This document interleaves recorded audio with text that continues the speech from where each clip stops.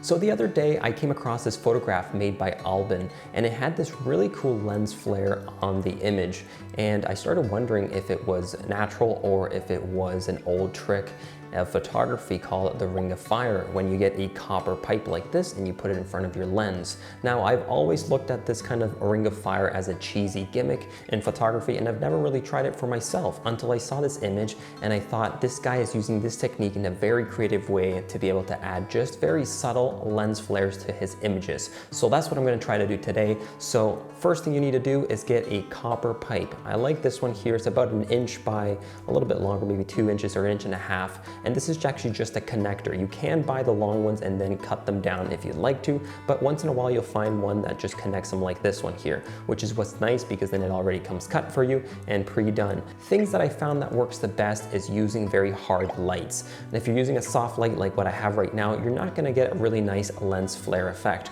You wanna be able to use some hard lights. Now, if you're having a hard time finding anything that's a hard light around you, start thinking what's small in comparison to your face or to your camera. So basically a rule of thumb that I use is if you can cover the light with your thumb, when you stretch out your thumb like this, then it's a pretty hard light. If you can't cover it, then maybe move back so that that light becomes smaller. Some examples might be like the sun and during sunset. Sunset works really well with this ring of fire effects because you can use that, and it's a very hard light because the sun is so small in comparison to you. Another good one would be like a street light. A street light is very small. You can cover it with your thumb. It's a very hard light. Once you find a hard light that's powerful enough to be able to get some lens flare effects, like a phone flashlight might not work as well, then you just put it in front and you start moving it around.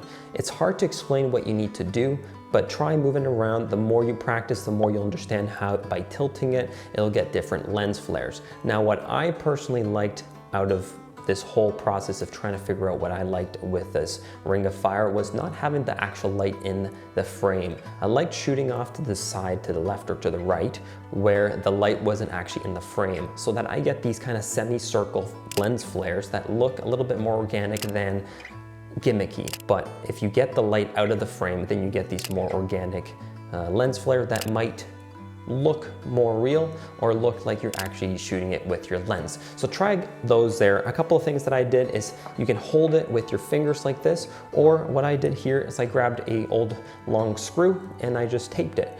If you can solder it on or something like that, that might work better, but I taped this on and it works pretty good. That way you can kind of hold it and you don't get your fingers in the frame, but it's just a screw. So that worked really well for me.